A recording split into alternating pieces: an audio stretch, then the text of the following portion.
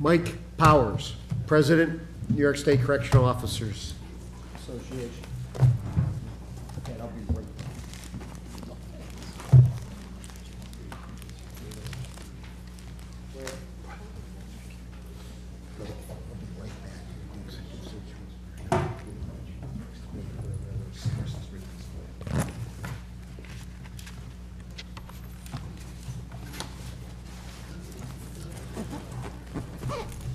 Afternoon.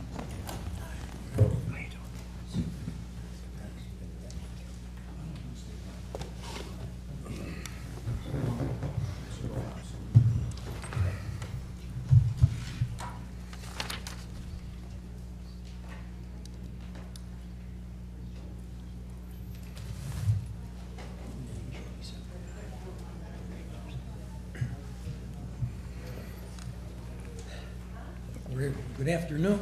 There we go. Good afternoon, President Powers. Thanks for being here. Could you introduce everybody that you have with you, and then when you're ready to proceed? Absolutely. To my left is Executive Vice President Tammy Sawchuk, and to my right is Treasurer John Teleski, both statewide elected officials for NYSCOBA. Nice to see you guys again. Chairman Gallivan, thank you for providing me the opportunity to share the views of the New York State Correctional Officers and Police Benevolent Association Incorporated, commonly known as NYSCOBA, on the critical issues relating to the police safety and public protection in New York State. My name is Michael B. Powers, and I have the privilege of serving as president of NYSCOBA. In that capacity, I represent over 26,000 of the bravest and most dedicated public servants in New York State. The two questions that we gather here today to reflect upon improving the safety of the local and state law enforcement agencies and changing the criminal justice system to better protect the public are critically important to NYSCOBA and its members. In our budget testimony a couple of weeks ago, I began by stating the obvious. Correctional facilities are extremely dangerous places to work and live and are becoming even more dangerous. Regrettably, actions taken by the state have not slowed down, let alone reversed, this disturbing trend. Senator Nozzolio and Senator Gallivan asked thoughtful questions of me at that hearing. They asked if I had had ideas on why assaults on staff and assaults on inmates are increasing at a time when the inmate population is decreasing. They also asked whether staffing increases agreed to as part of the 2014-2015 budget have materialized. I will try to shed some additional light on those questions today. As was the case 2 weeks ago, we created the following charts with data collected and made publicly available by the Department of Corrections and Community Supervision from their website. The first two charts illustrate the rise in the rate at which inmates assault staff and inmate assaults other inmates during 2007 through 2014. Regrettably, this disturbing trend shows no sign of abating. In fact, it is getting worse with respect to assaults on staff. As the next chart illustrates, through 60 days in 2015, the Department of Corrections and Community Supervision report 168 inmate on staff assaults. If this trend continues, there will be close to 1,000 assaults on staff in 2015, an increase of nearly 28% from just 1 year ago, and an astonishing increase of more than 83% from the low water mark in 2012. Let me now turn the questions posed to me 2 weeks ago. First, why is this happening? The short answer is the data does not provide us a definitive answer. It does show that this rise in assaults on staff is not uniform across the entire system. At 6 maximum security prisons, the assault rate actually declined between 2006 and 2013. At the remaining maximum security facilities and the medium and minimum security facilities looked at as a whole, the assault rate increased. We asked ourselves if there's been a significant change in the composition of the inmate population as it has declined. Here we observed the number of male inmates serving long minimum sentences grew by nearly 3%, while the overall male inmate population declined by nearly 11%. The relative share of those serving long sentences increased from 14.9% to 17.3% between the years 2009 and 2014. Unfortunately, the data from the Department of Corrections and Community Supervision makes available do not allow us to know whether the assaults on staff are committed by those serving longer sentences. That may be an interesting question for the acting commissioner. We also asked ourselves if there was a clear relationship between the number of correction officer and sergeant plot plan posts at each facility and a change in rate at which inmates assaulted staff. Between 2009 and 2013, 2 years for which plot plan data are readily available, we did not see a clear relationship. At Southport, for example, a number of plot plan posts increased and the assault rate dropped as we would expect it to. At Sing Sing, the assault rate dropped, but so did the number of plot plan posts. NYSCOBA will continue to analyze the available data to better understand why the assault rate is rising. Now let me turn my attention to the second question posed at the budget hearing, the one related to staffing. As you know, staffing in New York's correctional facilities changes every day.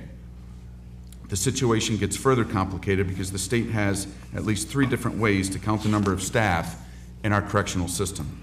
The management of each correctional facility develops a staffing plan to identify the security staff necessary to safely run the facility.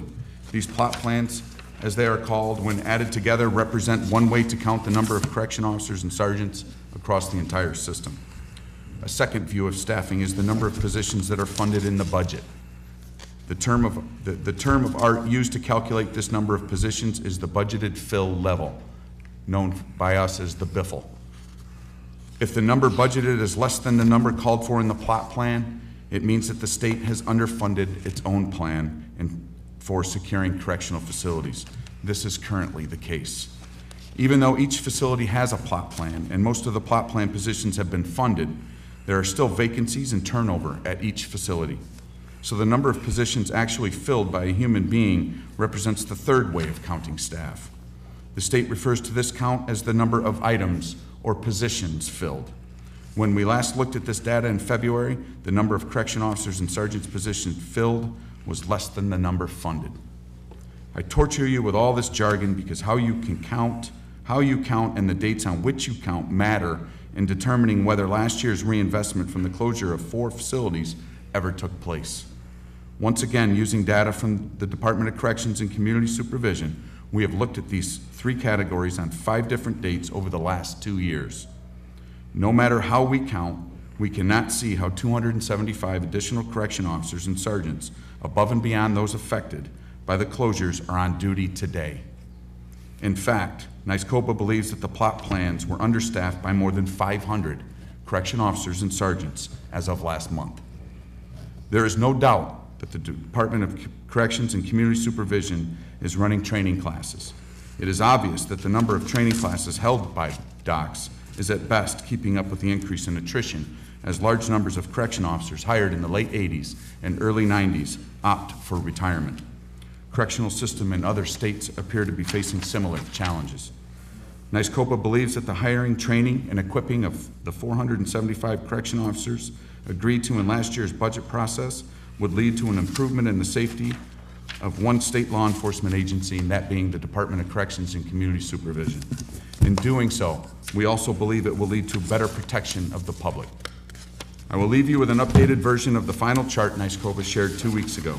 It shows that the inmate population and staff are declining, and violence against inmates and staff is rising. This cannot and should not continue. Thank you once again for the opportunity to share the views of NYSCOBA on this critical policy and budget issue. The men and women NYSCOBA are the finest correction officers in the nation. With continued improved communication and cooperation between the administration and the union, we can continue to be seen as such. And with that, we'd be happy to answer any questions. Yeah. Thank you for your very frank testimony, and I know that we went through an extensive line of questioning at the budget hearing as well. And I'll repeat what I said then. The increased assaults are disturbing. Staffing certainly appears to be, well, certainly appears to be one area to address it. We've talked about that at length, and I think the two of us, of course, have an understanding of the problems there, and we'll work to try to address them separately.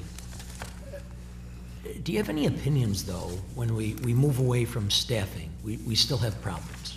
And we don't isolate that out as the single problem. What else has contributed, in your opinion, to the increased violence in facilities? We have a more violent felon coming into the system now. As the previous speaker, district attorneys, made it very clear that we have a more violent, younger offender coming into our system today. There was talk of heroin, heroin and synthetic drugs are a big factor in our jails, along with gang activity. And with that comes the increase in violence in our facilities. There's multitudes of factors that play into this in our facilities, as far as the gang activity, the control over certain aspects of the drug trade, or whatever the case may be, positions of power, whatever the case may be, and that promotes a violent workplace. All right, the heroin and other drugs in our facilities. The reintroduction of heroin into our systems, the introduction of synthetic drugs such as the synthetic marijuanas, that continue, molecular structure continually changes. It's tough for us to keep up with, to test for in our population. Suboxone, as an over-the-counter, or not an over-the-counter, but a prescription drug that's used to combat heroin use. And that's more than prevalent in our jails, in our facilities, coupled with the gang activity and the control of the trade in the facilities is very large. And a majority of it has to do with our reclassification in our department system as well. We're seeing a large amount of maximum security inmates being reclassified into the medium setting, and they're being put into a system that they're not accustomed to. I don't want to say that they were institutionalized, but they have a certain, when an individual's in a maximum security prison and he's in a 6x9 cell, and now we put him in a 4x8 cubicle in a medium setting and possibly in a double bunk situation with a younger, more violent felon coming into the system, just creates Is a that lot of because the work. maximum facilities are filled? I'm sorry? The maximum security facilities We're at are 100% filled. capacity. And then, of course, Yeah. we've got I mean- people that otherwise would meet the criteria to be classified maximum, but no place to go.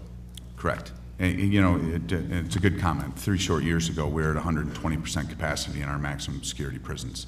And, they basically reclassified the maximum security inmate, in our opinion, and have shuffled it into our medium facilities, creating a hostile work environment. Let's go back to the drugs, whether it's heroin or the synthetics. What recommendations do you have as far as trying to keep them out of the facilities? How can we do a better job of preventing them from getting in there in the first place? And what would it take? It would take resources, obviously, canines. You planted a canine out in front of every facility, and a lot of it comes in from the street. I'm not to suggest that it comes in from families visiting, but we get our fair share of problems coming into the facility on weekends through visits. It comes in through packages.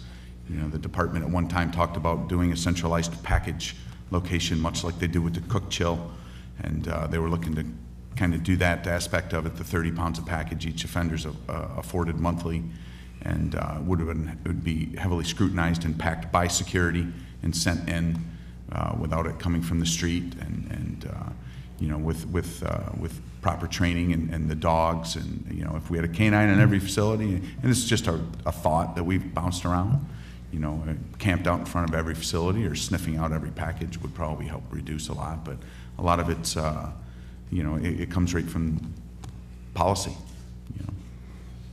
Hey, Senator, could I comment on that piece? If you Absolutely. relied heavily on an internal, where they can buy their packages internally and took away the external, like the packaging coming in from the street, so you had the same situation where the visitors or the relatives could send money and they could buy it internally, or it would be directed through one source. They have, what we have in every facility, we have a package room. We also have where they can buy stuff directly inside the facility if they have money. If you relied on that one source and had everything available that they could receive through a package, hence not letting it come in through the package room, you would have them buying it directly from vendors opposed to having it directly come in through families. The vendors that you had on an approved list, say whatever the item was, would be less likely to be involved in the drug trade because they would be relying on a profit margin. When you have other people bringing the stuff into the facilities, hence packages, that's against the law, introducing contraband in the facility, but you have lesser control. So you're opening the doors to a maximum security prison to allow packages to come in by multiple sources. If you controlled and only had one source and relied on that one source to let them buy items through the facility, commissary it's called, then you'd have a less likely event of drugs being packed into that, or weapons, or whatever we were talking about. Got it, thanks. More control. Understood, thank you. One other area I wanted to just ask you about, and I know that you're not prepared with data for this, and I won't even ask you to comment on the proposals, but the raise the age proposal, among the things that it talks about is the housing of 16 and 17-year-olds, moving them out of state prisons and local facilities, housing them separately. There's approximately 100 16 and 17-year-olds in state prisons, scattered at different facilities across the state. Are you able to comment on the type of prisoner they are, not how they're housed or anything, but what types of crimes have they committed? I mean, do you see them as different than other populations as far as the serious nature of their crime and whether they're potentially dangerous to the community if released or dangerous if in a different setting? I think you have to piggyback on what the district attorney said, because that's what we're getting into our institutions. When they graduate, as we say, to state level and come to our institutions, we're not talking about the petit larceny, we're not talking about the DWIs, we're not talking about any of those groups, we're talking about the severely violent felon. And this person's not coming in with one arrest and one conviction, unless they commit a murder or an armed robbery. They're graduating to us. They're getting, they're starting off with lesser included offenses, and then when they come through our doors, you're talking about serious violent felonies like rape, like breaking into a house. It's a burglary. While they're in the house committing that crime of burglary, they do some other offense like assault or something like that. That's the people we're talking about. That's the individuals that is coming into our system, coming into the state system. So for them to downplay it and say, it's a public outcry of 16 and 17-year-olds, I don't believe anybody would want those 16 and 17-year-olds around them with the crimes they've committed, and to make it a lesser, to not categorize it a crime because it really is a crime. I think the district attorney hit it on the head. There's severe victimization here, and you're losing track of the victims here that these people victimize to get where they to graduate to our level. And this is not just one offense. This is again, numerous understanding offenses. that you're not the policymakers. Correct. In DOCS, and you may be able to answer, may not. Are there programs available to those 16 and 17-year-olds, and if so, what do they address? There are currently 2 programs available now, I believe, at Green Correctional and Woodburn Correctional for minors, if you will, depending on the crime that they commit. I believe it's for a nonviolent crime for a 15, 16, 17-year-old. Those programs are established inside the facility, and it's basically if you can picture it, and it's like a facility within a facility. There's currently at Green Correctional Facility, there's 2 housing units, and those 2 housing units are within the confines of the whole correctional facility. And so that's, if I may, and that's in response to the Prison Rape Elimination Act? So Yes, they sir, it is. are now That's the- planned, if that's it's the not Upstart fully program. implemented, they And it- will be isolated from anybody 18 and over? Right. I don't know how, again, we'll leave the policy up Understood. to your hands and leave it in your hands, but as far as the raise the age, I don't know if that's a different component to the PREA aspect, but it's targeting the younger offender at this time. Yeah, the raise the age it's a complete different proposal. But those other facilities, you described facility within a facility, they're intended to isolate the 16 They are and isolated 17-year-olds from the 18. general population, if you will, in the current facility. Okay, Yes. thank you. Thank you, Senator. I have just a couple questions. What's the billboard number up to now? 747 plus 168 as of yesterday. So we're up. We're pushing. We're up there pretty good. We're over 900. Well over 900. And that it's not. We're not taking light of it. It's just something that people should notice. I mean, just in the last time that you testified, about 10 days ago, we've seen a significant number increase. 34 since our last testimony. That's 3.5 a day, and that every day. And that's not lost on this panel, that staffing levels have a great deal to do with the incidence of violence against staff. And it's a pretty simple mathematical equation that you put forward. And I guess the biggest frustration I know you have is that you can't see those 275 correction officers anywhere that were supposed to be deployed. I know that's an item of significant frustration. We're doing all we can to budget and support efforts in the budget to do the objective that we share. Reclassification, Senator Galvin mentioned it. I had to in effect, it's almost unbelievable that we always have the exact number of maximum security inmates in maximum security facilities. The number never ceases to change. The number of seats and cell space in the maximum security facilities is the number of maximum security inmates we have. I guess the other which obviously, well, we know that that's not the case. There are many more maximum security inmates that are being held in medium security facilities today. Are there any, I guess that puts pressure on the mediums to the minimums even, but we've all known for years that mediums are our tinderboxes. Those are the places that are most dangerous and most difficult for you. I was interested in your story about contraband. We have had, and PRO offered every year for the last few years, Senator Galvin, myself, others who are concerned about these issues, to raise the penalties for contraband in our prison facilities.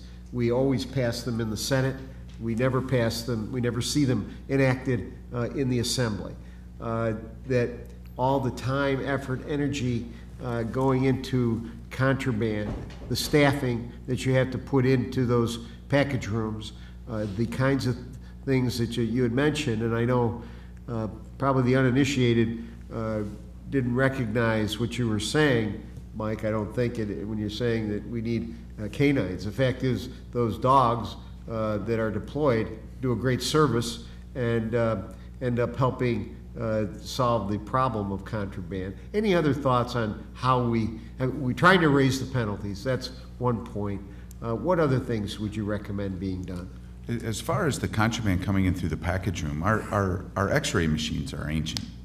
You know, I mean, some of our equipment with the newer technology today, you know, I think especially coming from the outside, coming through a package room is you know, with newer, better equipment and technology, I think it would help as well, you know, minus even the canine, you know, but other aspects of it is training.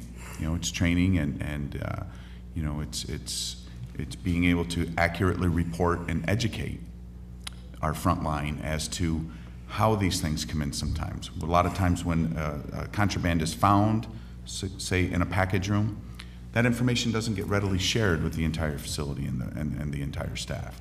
You know, knowledge is power, and the more knowledge that we have regarding the innovative ways in which it comes in is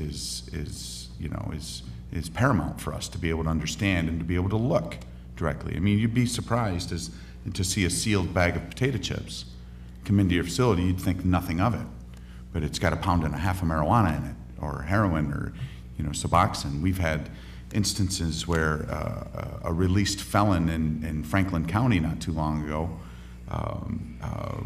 was released on a Tuesday. On a Saturday night, he lived locally. He showed up with a large wrapped ball in saran wrap with, I believe, 80 grams of marijuana, 120 pills of Suboxone, and he put a butter knife in it for weight and threw it over the fence yard and into the yard. It was a planned drop, if you will. I mean, the many innovative ways that it comes in, we need to know, and we need to continually know. Information that gets to the front line at the facility level, at the administrative level, sometimes doesn't get back to us. That would be a start. you know, but there, you'd be, I could sit here all day and tell you the innovative ways in which contraband enters our facilities. I think it has to start also with visitation, because not every visitor comes in with good intentions. They're there for a reason. And obviously, we know that when you walk through the front entry of a prison as a visitor, you go through a metal detector. Metal detectors do not detect drugs, and they can be on and concealed on your person.